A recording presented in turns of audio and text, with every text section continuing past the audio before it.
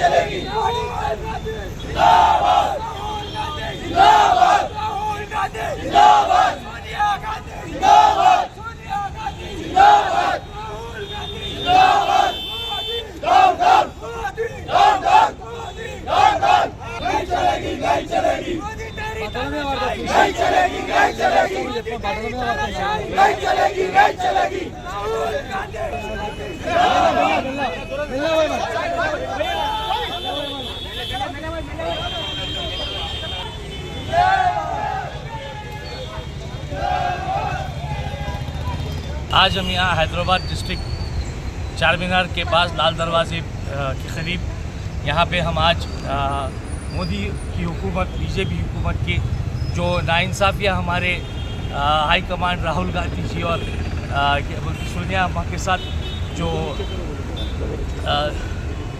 ED cases book किए जा रहे हैं, उसके ख़िलाफ़ यहाँ पे आज एक धरना ये है और क्या हमारा मुतालिबा है कि ये केसेस वापस लिए जाए। ये बेशक खाली सिर्फ बीजेपी की ये बदमाशी है जो हमारे आज हाई कमांड के हमारे लीडर्स को तकलीफ़ दे रहे हैं, सताने की ये एक साजिश है हमारे लीडरों के ख़िलाफ़। हमारा ये डिमांड है कि ये ईडी के केसेस को फ़ौरन वापस लिया जाए और जब तक ये केसेस वापस नहीं लिए जाएंगे हम एहतजाज करते हैं और बड़े पैमाने पे भी एहतजाज करेंगे। हाँ, इंशाअल्लाह कल पूरे स्टेट का एहतजाज है।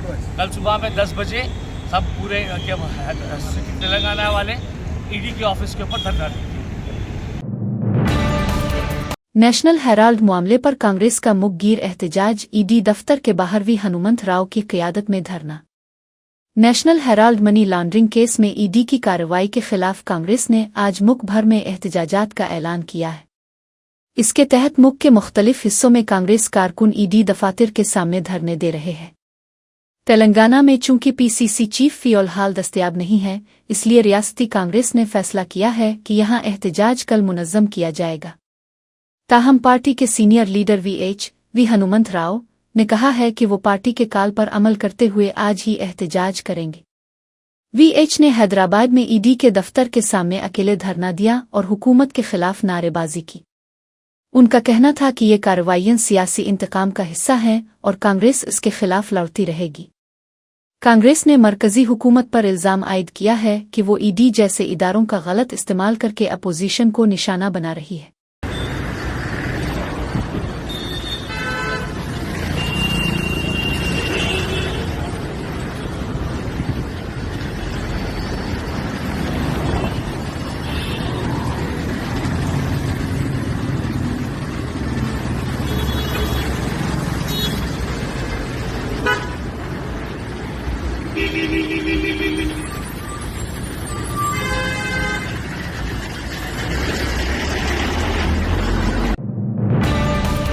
बीआरएस के वर्किंग प्रेसिडेंट के टीआर की साबिक बोधन एमएलए शकील आमिर के घर आमद वालिदा के इंतकाल पर तज़ियत। बीआरएस के वर्किंग प्रेसिडेंट के टी रामाराव के टीआर ने आज साबिक बोधन एमएलए शकील आमिर के घर पहुंचकर उनसे उनकी वालिदा के इंतकाल पर तज़ियत का इजहार किया।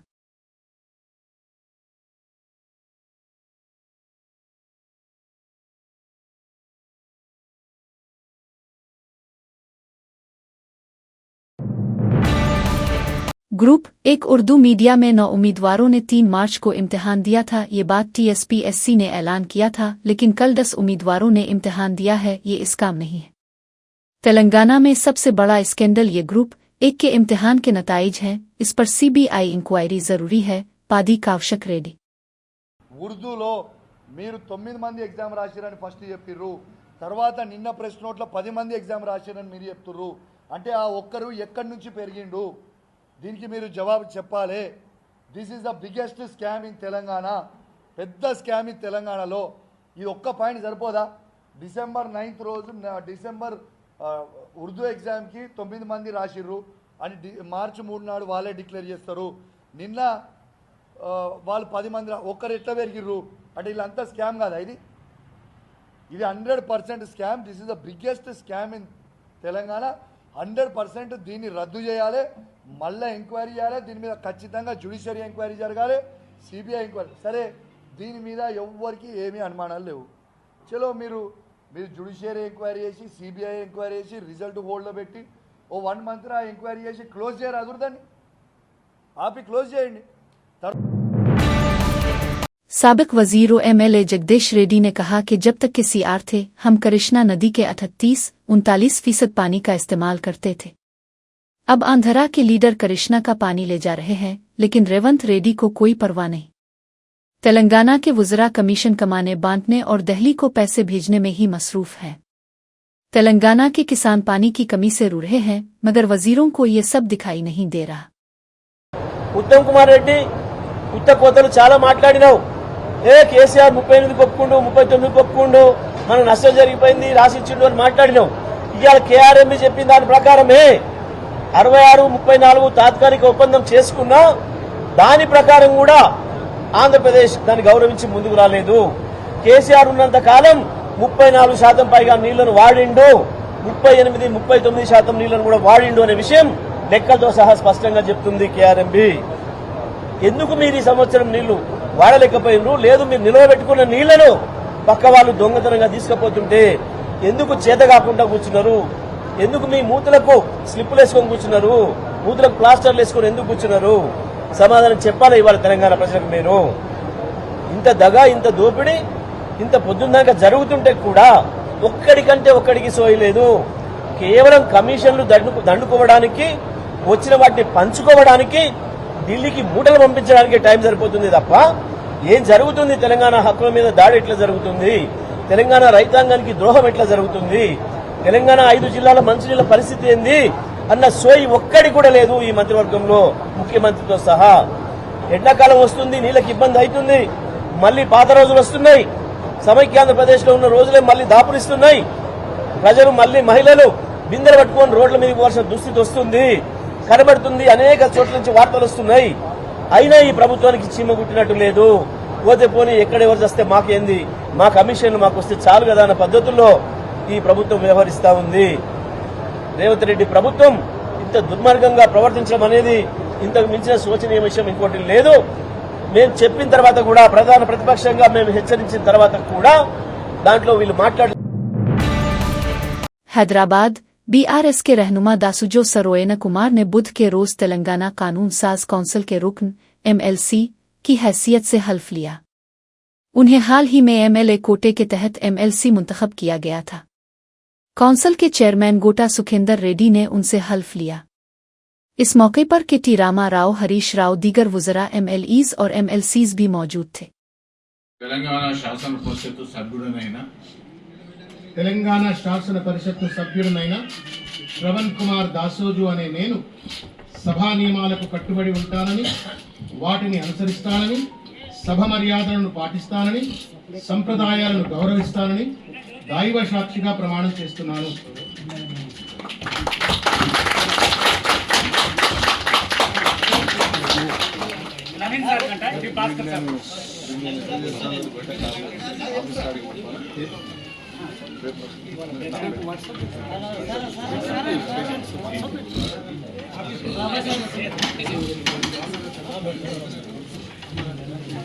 तेलंगाना राज्य के भूतपूर्व मुख्यमंत्री, BRS पार्टी के अधिनेता श्री कल्वकुंट्ला चंद्रशेखर राव साहब, जिन्होंने मेरा पितृ समान है, उन्होंने आज एक बड़ी जिम्मेदारी मेरे ऊपर सौंप दिए हैं एमएलसी बना के।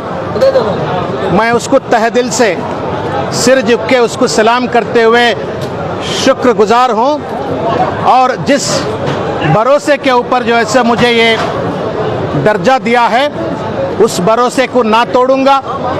किसी हाल में बीआरएस पार्टी फिर से हुकूमत में आने के लिए, और जिस तरीके से आवाम को परेशान करने वाली है जो हुकूमत है, इसके खिलाफ में लड़ते हुए जो है सो एक बुलंद आवाज़ बन के काउंसिल में लोगों के हक के लिए, गरीबों के हक के लिए काम करता हूं। और ख़ास तौर से श्री केटीआर साहब, हमारे वर्किंग प्रेसिडेंट, हमारे सीनियर लीडर हरीश राव साहब, हमारे भूतपूर्व राज्यसभा के सदस्य हमारे संतोष राव साहब, कवितम्मा जी, और हमारे पूरे शासन एमएलसी जितने भी लोग मेरा ये जो एमएलसी अपॉइंटमेंट के लिए उन लोगों की दुआ दिए हैं, उन सबको भी सिर झुक के जो है सो सलाम करते हुए शुक्रिया अदा करना चाहता हूँ। मैं फिर से एक बार मीडिया वालों को भी मैं शुक्रिया अदा करना चाहता हूँ। इतने 16, 17, 18 साल की मेरी ये लंबी सियासती ज़िंदगी में मुझे आपने अपने भाई मान के दिल के करीब रख के जो है सो मेरी आवाज़ को लोगों तक लेके गए हैं। आने वाले दिनों में भी जिस तरीके से आप लोग मेरे को अपनाया, आने वाले 3 साल ये हुकूमत के खिलाफ लड़ने के लिए और बीआरएस पार्टी को फिर से एक बार गद्दे पे लाने के लिए, केसीआर साहब को तीसरी बार मुख्यमंत्री बनाने के लिए हम लोग जो जंग लड़ते हैं, हमारी जो आवाज़ उठाते हैं, वो आवाज़ फिर से एक बार आप लोगों तक लेके जाना। जिस तरीके से आप इन्फोर्समेंट डायरेक्टोरेट एड ने हैदराबाद में सवर्णा ग्रुप और साई सूर्या डेवलपर्स के खिलाफ छापे मारे। ये कार्रवाइयां माली बेज़ाब्तगियों के इल्जामात की तहकीकात के सिलसिले में की गईं। एड की टीमों ने मुख्तलिफ मकामात पर सर्च ऑपरेशन किया। तहकीकात में मज़ीद इंकिशाफात मुतवक्के हैं।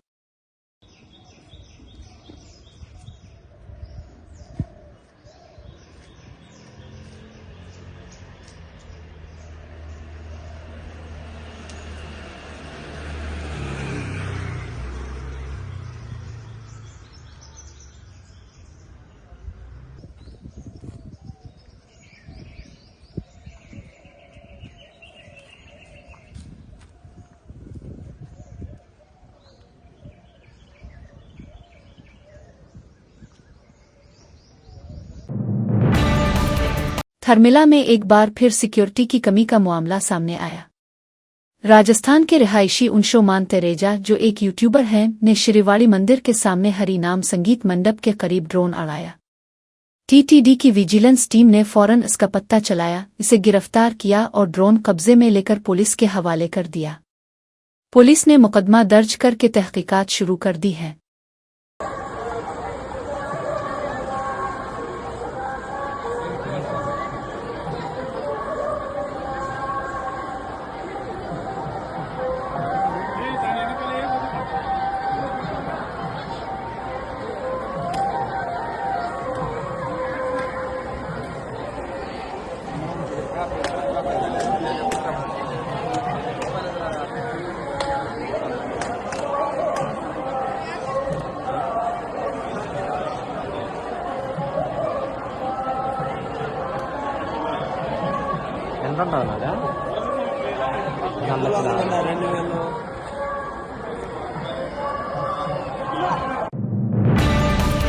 सिकंदराबाद पुलिस ने ओडिशा के जिला गजपति से ताल्लुक रखने वाले 31 साला बेंजामिन गुमांगो को गांजा स्मगल करने के इल्जाम में गिरफ्तार कर लिया। वो विशाखा एक्सप्रेस ट्रेन के जरिए सिकंदराबाद पहुंचा था। तलाशी के दौरान उसके बैग से 4.5 किलो गांजा बरामद हुआ। पुलिस ने इसे हिरासत में लेकर रिमांड पर भेज दिया। बीसीसीआई ने आईपीएल टीमों को अलर्ट जारी किया है। हैदराबाद से ताल्लुक रखने वाला एक ताजिर टीम मालिकान खिलाड़ियों और कोचेस को फिक्सिंग जैसे करप्शन में शामिल करने की कोशिश कर रहा है। बीसीसीआई ने टीमों को चुप न रहने की हिदायत दी है। इस ताजिर के बुकीज से रवाबित हैं, अगर वो किसी से राब्ता करे तो फौरन रिपोर्ट करने का हुक्म दिया गया है। दिल्ली के एक अस्पताल में आईसीयू में जेर इलाज 46 साला एयर होस्टेस के साथ अस्पताल के स्टाफ ने मुबैना तौर पर ज्यादती की। ये वाकया इस वक्त पेश आया जब वो गुरुग्राम के एक होटल के स्विमिंग पूल में फिसलकर जख्मी होने के बाद एक प्राइवेट अस्पताल में दाखिल थी। डिस्चार्ज होते ही एयर होस्टेस ने पुलिस में शिकायत दर्ज करवाई। पुलिस ने मुकदमा दर्ज करके मुल्जिमान की तलाश शुरू कर दी है। भाई की चोरी के बाइस शर्मिंदगी से दिलबर्दाश्ता होकर बहन ने अपने 2 बच्चों के साथ खुदकुशी कर ली। कर्नाटक के चामराजनगर जिला के काडवगोला गांव में रहने वाली सुशीला के घर आकर उसका भाई शौहर का फोन और रकम चराकर फरार हो गया। इस वाकये पर सुशीला का शौहर नाराज होकर अपने साले को फोन पर डांटा और सुशीला से भी नाराजगी जाहिर की। शर्मिंदगी और ज़हनी दबाव के बाइस सुशीला ने अपने बच्चों समेत खुदकुशी कर ली। नलगंदा जिला के नागार्जुन सागर के नंदीकोंडा में दिल दहला देने वाला वाकया पेश आया, जहां आवारा कुत्तों के हमले में जख्मी हुई नन्ही हारिका 2 साल से कोमा में है और उसकी मां मदद के लिए फरियाद कर रही है। हारिका को कुत्ते के काटने के बाद वैक्सीन दी गई, जिसके बाद बुखार में मुब्तला होकर कोमा में चली गई। मां सदवंती ने हुकूमत से अपील की है कि इलाज में मदद फराहम की जाए, क्योंकि वो लाखों रुपए खर्च करके भी बेटी की हालत नहीं संभाल सकी। महबूबा नगर जिला के कोइलकोंडा में वाक़ई के जीबीवी स्कूल की 9 जमात की तालिबा ने तेजाब पीकर खुदकुशी की कोशिश की।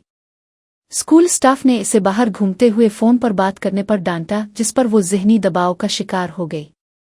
अपने घर भेज दिए जाने के खौफ से इसने खुदकुशी की कोशिश की और इसे फौरी तौर पर अस्पताल मुंतकिल किया गया। वालिदैन का इल्ज़ाम है कि स्कूल अमला तालिबात के साथ सख्त रवैया इख्तियार करता है और आला हुक्काम इस पर कोई तवज्जो नहीं दे रहे।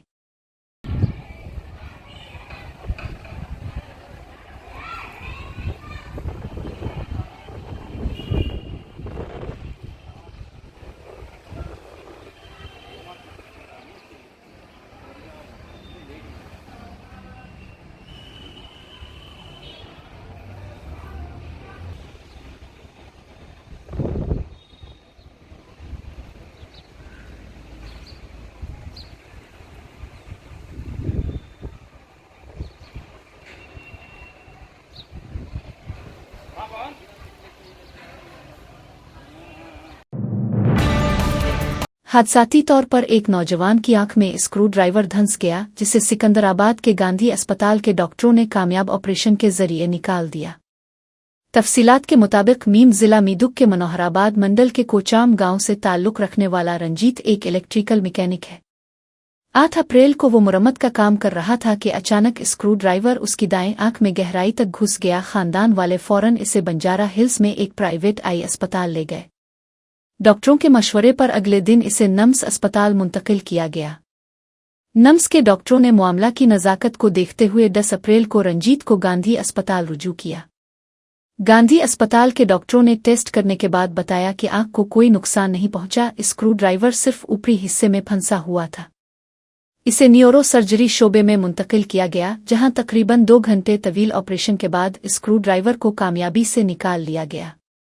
अस्पताल इंतजामिया ने मंगल के रोज बताया कि रंजीत की हालत बेहतर है और जल्द ही इसे डिस्चार्ज कर दिया जाएगा। दिल दहला देने वाला मंजर नलगंदा जिला के तरुमिलगिरी पुलिस स्टेशन में हेड कांस्टेबल की हैसियत से खिदमात अंजाम दे रहे रमेश इतवार के रोज ड्यूटी के दौरान ही इंतकाल कर गए। वालिद की मौत से बेखबर नन्ही बेटी रोते हुए, अबू एक बार आंखें खोले, आप ही हमारा सहारा हैं, प्लीज अबू, कहती रही।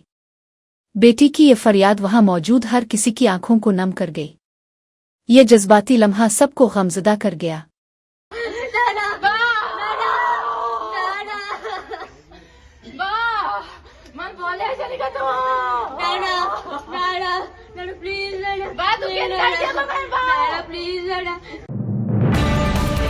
सरकारी स्कूल में छत का कंक्रीट गिरने से 6 साला बच्ची जख्मी। जिला वकाराबाद के मन्नूर के साविमिरम प्राइमरी स्कूल में छत का हिस्सा गिरने से पहली जमात की तालिबा सिरीशा शदीद जख्मी, सर पर चोटें आईं। असातिज़ा और वालिदैन ने फौरी अस्पताल मुंतकिल किया।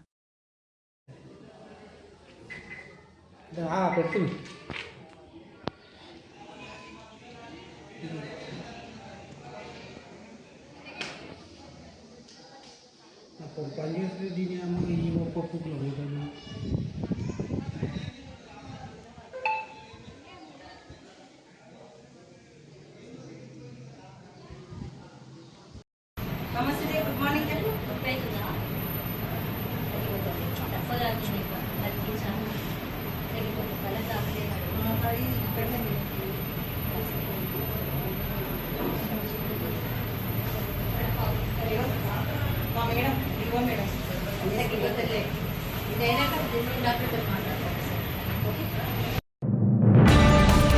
अब ट्रेनों में सफ़र के दौरान भी नकद रकम निकालना मुमकिन होगा, क्योंकि हिंदुस्तानी रेलवे ने एक इनकलाबी कदम उठाते हुए ट्रेनों में ATM मशीनें नस्ब करने का तजर्बा शुरू कर दिया है। इस सहूलत का आगाज़ मुंबई मनम्मुर पंचवती एक्सप्रेस से हो चुका है, जो मुल्क की पहली ट्रेन है जिसमें ATM की सहूलत दस्तयाब है। पंचवती एक्सप्रेस के इमरजेंसी चेयरकार कोच में एक खानगी बैंक की ATM मशीन नस्ब की गई है और ये सहूलत जल्द मुसाफिरों के लिए दस्तयाब होगी। अगर ये तजर्बा कामयाब रहा तो दीगर ट्रेनों में भी ये सहूलत फराहम की जाएगी। एक स्पेसिफिक जगह है ATM की लॉबी की, ये बैंक ऑफ महाराष्ट्र का ATM है। पैसेंजर ये सामने बोगी है, AC बोगी है, यहाँ से पैसेंजर आके आसानी से यहाँ से कैश विड्रॉ कर सकते हैं। हरियाणा के भिवानी में बीवी ने आशिक के साथ मिलकर शौहर का कत्ल किया, लाश को नाले में फेंक दिया। हरियाणा के जिला भिवानी में एक शख्स को इसकी बीवी और उसके आशिक ने इस वक्त कत्ल कर दिया जब इसने दोनों के नाजायज ताल्लुकात का पर्दाफाश किया। पुलिस के मुताबिक 32 साला यूट्यूबर रवीना और उसके 25 साला आशिक सरेश ने मकतूल 35 साला परवीन की लाश को मोटरसाइकिल पर ले जाकर शहर से बाहर नाले में फेंक दिया। ये वाकया मार्च के महीने में पेश आया। रवीना, जो अब पुलिस की हिरासत में है, सोशल मीडिया पर वीडियोज़ और रील्स पोस्ट करने के मामले पर अपने शौहर परवीन से अक्सर झगड़ती थी। दोनों की शादी 2017 में हुई थी और उन्हें इस शादी से 6 साला बेटा भी है। रवीना का ताल्लुक रेवाड़ी जिला के जोड़ी गांव से है, जबकि परवीन, जो भिवानी के पुराने बस स्टैंड के करीब गाजरों की धानी का रिहायशी था, एक रेत और बजरी की दुकान पर ड्राइवर की हैसियत से काम करता था। वो शराब नोशी का आदी था और अक्सर मियां बीवी में झगड़े होते थे। तकरीबन 1.5 साल कबल रवीना की इंस्टाग्राम के जरिए आंसार जिला के प्रेमनगर गांव के यूट्यूबर सरेश से दोस्ती हुई, जो बाद में नाजायज ताल्लुक में बदल गई। पुलिस के मुताबिक 25 मार्च को परवीन ने रवीना और सरेश को घर में काबिल एतराज़ हालत में देख लिया। इस पर झगड़ा हुआ और इसी रात रवीना और उसके आशिक ने मिलकर परवीन का गला घूंटकर कत्ल कर दिया। शुबा से बचने के लिए दोनों ने परवीन की लाश को मोटरसाइकिल पर रखकर दीनविद रोड के करीब एक नाले में फेंक दिया। 3 दिन बाद पुलिस और मकतूल के अहलखाना ने तलाश के दौरान उसकी सड़ी हुई लाश बरामद की। तहकीकात के दौरान पुलिस ने आसपास के इलाकों से सैकड़ों CCTV क्लिप्स का जायजा लिया। 25 मार्च की रात एक मुश्तबा मोटरसाइकिल को खानदान के बाग के करीब देखा गया। फुटेज में एक हेलमेट पहने शख्स और फिर रवीना को इसी मोटरसाइकिल पर बैठे हुए देखा गया, जिसके दरमियान एक शय रखी गई थी जो गालिबन लाश थी। सख्त तफ्तीश के दौरान रवीना ने अपना जुर्म कबूल कर लिया। इसे अदालती तहवील में भेज दिया गया है, जबकि पुलिस इसके मफरूर आशिक सरेश की तलाश जारी रखे हुए है। मगरबी बंगाल की वज़ीर आला ममता बनर्जी ने मुस्लिम उलमा के साथ मुलाकात में कहा, क्या आप BJP के पास अब अक्सरियत है? आपके पास नहीं है, फिर भी आप ये सब कर रहे हैं। आज चंद्राबाबू नायडू खामोश बैठे हैं, नितीश बाबू खामोश बैठे हैं, मुकम्मल हिमायत दे रहे हैं। क्यों?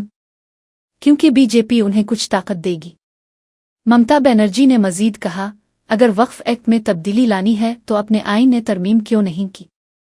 ये एक्ट 2/3 अक्सरियत से मंजूर होना चाहिए था, न कि सिर्फ अक्सरियत से। जब आइन में तरमीम की जाती है तो वो 2/3 अक्सरियत से होती है, न कि सिर्फ अक्सरियत से। लेकिन अपने चालाकी दिखाई और बिल ले आए। उन्होंने कहा, अगर बंगाल में अमन है तो सब कुछ ठीक हो जाएगा। BJP बंगाल को पोलराइज करना चाहती है ताकि हमारी हुकूमत चली जाए और उनकी हुकूमत आए। जब वो आएंगे तो वो आपका खाना भी बंद कर देंगे। दिल्ली में देखें, उन्होंने बंगाली इलाकों में मछली और गोश्त बंद कर दिया है। उन्होंने असातिज़ा की नौकरियां छीन ली हैं और अब कह रहे हैं कि ममता बनर्जी को जवाब देना चाहिए। अगर वोगा पैक्ट को चेंज करना है तो अब क्यों कॉन्स्टिट्यूशन अमेंडमेंट नहीं किया? 2/3 मेजोरिटी में एक्ट पास होना चाहिए। खाली मेजोरिटी से नहीं होता। जब कॉन्स्टिट्यूशन अमेंडमेंट होता है तो कॉन्स्टिट्यूशन अमेंडमेंट होता है 2/3 मेजोरिटी से। लेकिन आप चालाकी किया है, आप कॉन्स्टिट्यूशन अमेंडमेंट नहीं करके आप एक बिल किया है कि हमको एक साथ में रहना है। बंगाल में जो शांति रहेगा तो हम लोग सब अच्छा रहेगा। और बंगाल में बीजेपी पोलराइजेशन करने चाहता है, जैसे हमारा गवर्नमेंट चला जाए और वो आने से आपको तो खाना भी बंद कर देगा। दिल्ली में देखा, বাঙালি এলাকায় মাছ ভাত বন্ধ, মাছ মাংস সব বন্ধ, সব বন্ধ করে দেবে। টিচারদের নিয়ে কদিন নাচানাচি করলো, নিজেরাই চাকরি খেলো, আবার নিজেরাই বলছে মমতা ব্যানার্জি জবাব দাও। আমি বলি তোমরা একুলেও আছো, কুলেও আছো, সব কুলেও আছো, তোমরা টিচারদের চাকরি কেন খেলে? তোমাদের লজ্জা হয়নি? ত্রিপুরায় বলেছিলে বিজেপি গভর্নমেন্ট আসার পরে চাকরি ফেরত দেবো, আজ পর্যন্ত দিয়েছে, 7 বছর হয়ে গেছে। বরঞ্চ তারা যখন গেছিল তাদের মাথা মেরে ফাটিয়ে দিয়েছে। अभी क्या आपका सिंगल मेजोरिटी है? तो भी आप ये सब करते हैं। और देखिए चंद्रबाबू नायडू चुपचाप बैठे हैं। आप लोग तो उनको भी वोट देते हैं, देना चाहिए, मैं तो ऐतराज नहीं करती हूं। चुपचाप बैठे हैं, नीतीश बाबू चुपचाप बैठे हैं, पूरा सपोर्ट देता है। क्या थोड़ा दे देंगे बीजेपी, थोड़ा पावर दे देंगे। इसके लिए, पावर के लिए आपको दिल भी दे सकता है, आपको खून भी दे सकता है। आपको वोट देना चाहिए था।